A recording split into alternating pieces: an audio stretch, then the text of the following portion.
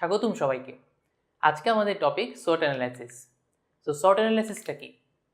S for strength, W for weakness, O for opportunities and T for threats।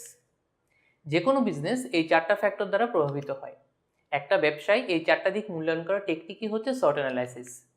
প্রশ্ন হচ্ছে আপনি কিভাবে মূল্যায়ন করবেন কিংবা কিভাবে এবং কখন এই টেকনিক ব্যবহার করবেন। প্রথমে একটা পেজকে এরকম সমান 4 ভাগে ভাগ করবেন। এক এক ঘরে S, W, O, T বা স্ট্রেংথ, উইকনেস, অপরচুনিটি, থ্রেট এই চারটা পয়েন্ট বসাবেন। এরপর এক এক ঘরে এই পয়েন্টগুলোর আন্ডারে আরেকটু বিস্তারিত লিখবেন। তো আপনি কিসে ভালো বা দক্ষ সেটাই হলো আপনার স্ট্রেংথ। কোন দিকটায় আপনার এখনও অনেক ইমপ্রুভ করার স্কোপ আছে সেটা হলো আপনার উইকনেস। কিভাবে আপনি গ্রো করতে পারবেন আরও বা কিভাবে নিজেদেরকে চেঞ্জ বা ইমপ্রুভ করতে পারবেন সেটা হলো আপনার অপরচুনিটিস।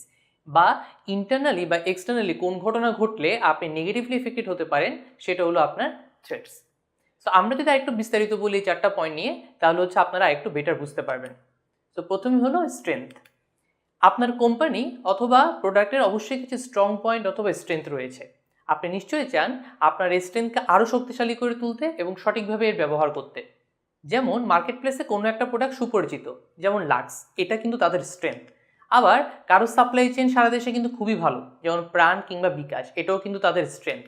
কিংবা ছোট ব্যবসার ক্ষেত্রে কাস্টমাররা তাদেরকে খুবই ক্রেডিবল ভাবে, সেটাও কিন্তু তাদের স্ট্রেংথ। বা কেউ খুব অল্প দামে প্রোডাক্ট সোর্সিং করে আনতে পারে, সেটাও তাদের স্ট্রেংথ হতে পারে। সো আপনি যখন আপনার স্ট্রেংথ আইডেন্টিফাই করতে পারবেন তখন আপনি তা ব্যবহার করে আরও শক্তিশালী হয়ে উঠতে পারবেন। এবার হলো উইকনেস। সো আপনার যেমন স্ট্রং পয়েন্ট আছে ঠিক তেমনি কিন্তু উইক পয়েন্টও আছে। যেমন কোনো প্রোডাক্ট বা সার্ভিসেস কম্পিটিটর অনেক বড়, যেমন বিকাশ বা নগদের যে হিউজ মার্কেট শেয়ার আছে এটা কিন্তু রকেটের জন্য কিন্তু একটা উইকনেস। আবার কারো কোনো ডিস্ট্রিবিউশন নেটওয়ার্ক অত স্ট্রং না, সেটাও কিন্তু একটা উইকনেস হতে পারে। বা কোনো সার্ভিসের নামে বাজারে দুর্নাম আছে যে তারা ঠিক টাইমে প্রোডাক্ট ডেলিভারি দেয় না, যেমন ইভ্যালি, সেটাও কিন্তু তাদের উইকনেস। বা একটা ম্যানুফ্যাকচারিং সেন্টারের উপর কেউ ওভার ডিপেন্ডেন্ট, যেমন চীনের উপর আমাদের এখানে অনেকগুলো কোম্পানি ওভার ডিপেন্ডেন্ট। যখন করোনা হয়েছে সেটা কিন্তু ইফেক্ট কিন্তু তারা বুঝতে পেরেছে। সো এই ওভার ডিপেন্ডেন্সিটা কিন্তু একটা উইকনেস। আপনার উইক পয়েন্ট সম্পর্কে যদি আপনার জানা থাকে তাহলে আপনি তা দূর করার জন্য যা যা করার প্রয়োজন তা করতে পারবেন। সো নিজের উইকনেস সম্পর্কে জানা না থাকলে কিন্তু কখনই ইমপ্রুভমেন্ট করা সম্ভব হয় না। এরপর আসে অপরচুনিটিস নিয়ে। আপনার হয়তো বিজনেস এক্সপান্ড করা বা কাস্টমারকে নতুন কিছু দেওয়ার সুযোগ আছে, কিন্তু আপনি যদি সেটা না জানেন তাহলে কি আপনি সেটা পারবেন? তাই আপনার অপরচুনিটিগুলো আপনাকে আইডেন্টিফাই করতে হবে এবং তা প্রপারলি হচ্ছে ব্যবহারও করতে হবে। যেমন ধরেন গভর্নমেন্ট সামনের বছর আপনার সার্ভিস বা প্রোডাক্টের সেক্টরে একটা ট্যাক্স বা ভ্যাট রিডাকশন করতে পারে। এটা যদি আপনি শুনেন এটা কিন্তু আপনার একটা অপরচুনিটি হতে পারে। আবার দারাজকে কিছুদিন আগে আলিবাবা কিনে নিয়েছে, এই যে হচ্ছে ইনভেস্টমেন্ট আসছে, এটাও কিন্তু একটা অপরচুনিটি ফ্যাক্টর। কিংবা নতুন শহরে আপনি একটা নতুন ব্রাঞ্চের কথা চিন্তা করছেন, এটাও একটা অপরচুনিটি ফ্যাক্টর হতে পারে। আবার যেমন পদ্মা সেতু হলে 5 বছর পর ঢাকার সাথে দক্ষিণাঞ্চল ব্যবসা বাণিজ্য কিন্তু বাড়বে, এটাও কিন্তু অনেক বিজনেসের জন্য একটা অপরচুনিটি ফ্যাক্টর হতে পারে। এবার আসে থ্রেটস নিয়ে। একটা বিজনেসের অনেক ধরনের থ্রেটস থাকে, যেমন কম্পিটিটর্স, নিউ এন্ট্রান্টস অর কপিয়ার্স, এরকম। তো যেমন অ্যাপেল রিসেন্টলি তাদের সার্চ ইঞ্জিন বানানোর ঘোষণা দিয়েছে, এটা কিন্তু গুগলের জন্য একটা থ্রেট ফ্যাক্টর হতে পারে। বা একটু আগে পদ্মা সেতুর কথা বলছিলাম, এই সেতু হয়ে গেলে ওই এলাকার নৌ পরিবহন ব্যবসায় কিন্তু একটা মন্দাভাব আসতে পারে, যেমন মাঝিদের নৌকায় লোক কম উঠবে অথবা ফেরিঘাটেও লোক কম আসতে পারে। সো এটাও কিন্তু তাদের জন্য একটা থ্রেট হতে পারে। সো আপনাকে শুরুতেই এইসব থ্রেটস আইডেন্টিফাই করে ফেলতে হবে যাতে পরবর্তীতে এগুলো আপনার জন্য কোনো সমস্যা সৃষ্টি করতে না পারে। যেমন আপনাদের হয়তো মনে আছে অ্যাপল যখন স্মার্টফোন আনলো প্রথম, তখন নোকিয়া প্রপার স্টেপ না নেওয়াতে তারা এখন ফোনের মার্কেটে প্রায় অচল। স্মার্টফোনের ওই থ্রেটটা তারা কিন্তু ঠিকমতো রিয়েলাইজ করতে পারেনি। তো বুঝতেই পারছেন স্ট্রেংথ এবং উইকনেস হলো ইন্টারনাল ফ্যাক্টর এবং অপরচুনিটিস এবং থ্রেটস হলো এক্সটার্নাল ফ্যাক্টর। যেমন প্যাভিলিয়ন স্ট্রেংথ হলো কোয়ালিটি কন্টেন্ট বা ইউজারদের কাছে এর ক্রেডিবিলিটি, যে আমরা কখনোই ফেক নিউজ বা রিউমার দিব না। আবার আমরা যদি উইকনেসের কথা বলি, এখনও কিন্তু আমরা মার্কেটিং পারপাস অনেক বড় কোনো ক্যাম্পেইন করতে পারিনি, সো এটা একটা উইকনেস হতে পারে।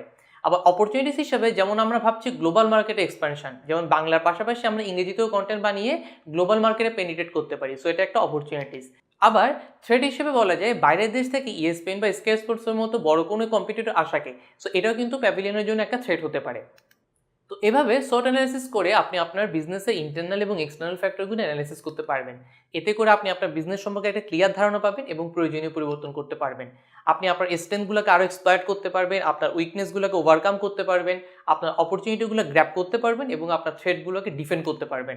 আরেকটু বিস্তারিতভাবে বললে আপনার বিজনেসে যেসব উইকনেস রয়েছে সেগুলো যদি চিহ্নিত করা যায়, সেগুলো দূর করার জন্য আপনি স্টেপ নিতে পারবেন। এতে করে আপনার বিজনেস হচ্ছে যে হেল্পফুল হবে। আবার আগে থেকে থ্রেডসগুলো যদি জানা থাকে আপনি সেগুলো প্রতিরোধ করতে পারবেন। অপরচুনিটিসগুলো আইডেন্টিফাই করতে না পারলে সেগুলোও কাজে লাগানো সম্ভব হবে না। সুযোগের সদ্ব্যবহার করতে পারলে আপনি আপনার বিজনেসকে ইমপ্রুভ করে নতুন একটা মাত্রায় নিয়ে যেতে পারবেন। মনে রাখবেন আপনার স্ট্রেংথ আপনাকে যে অ্যাডভান্টেজ দিচ্ছে সেটা হয়তো আপনার কম্পিটিটরদের নেই। সেই স্ট্রেংথ ব্যবহার করে আপনি আপনার বিজনেসকে কম্পিটিটরের চেয়ে সাকসেসফুল বানাতে পারবেন। নিজের কোম্পানি বা প্রোডাক্টের পাশাপাশি কম্পিটিটরদেরও SWOT অ্যানালাইসিস করলে আরও বেটার। SWOT অ্যানালাইসিস করে আপনি একটা রিয়েলিটি চেকও পাবেন। আদতে আপনার প্রোডাক্ট বা সার্ভিস আসলে কতটা ভালো, সেটা মার্কেটের জন্য কতটা উপযুক্ত। SWOT অ্যানালাইসিস করে আপনি যখন আপনার বিজনেস সম্পর্কে আরও ক্লিয়ার আইডিয়া পেলেন, তখন আপনি অ্যাকুরেটলি গোলস ডিফাইন করতে পারবেন। এই গোল যদি ক্লিয়ারলি ডিফাইন করতে পারেন, সেটা অ্যাচিভ করার জন্য আপনি সঠিক স্ট্র্যাটেজিও নিতে পারবেন। Happy learning.